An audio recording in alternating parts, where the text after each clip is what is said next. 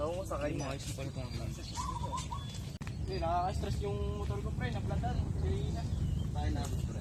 Ito ko yun. Dapat pang dati na. Ay, muna ka pa na. Sige, pre. Pasok. Lang pre, okay. Sige, sabay mo na pre. Sige, pre. Ito na. Wala na. Sige daw. Yan. Okay na yan. Nakasong.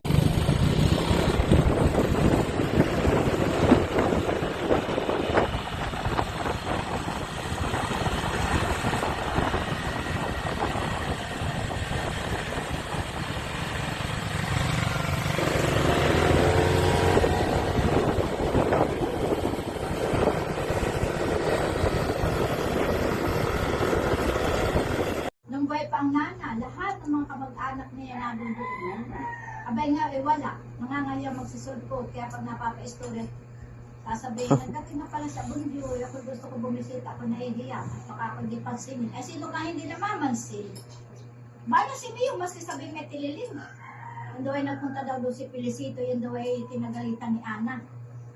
Yung daw maliit na tao, yun daw ay purong abino. Tinakalitan ko ng dalawa ni Ate Eunice. Ay kasi, ako hindi Sino? Ay, si Felicito. Sino pilisip? Anak ng Makong Abilo. Kaya ka, dapat ako mahihinga na yun. Ako mahihiyang magtanong.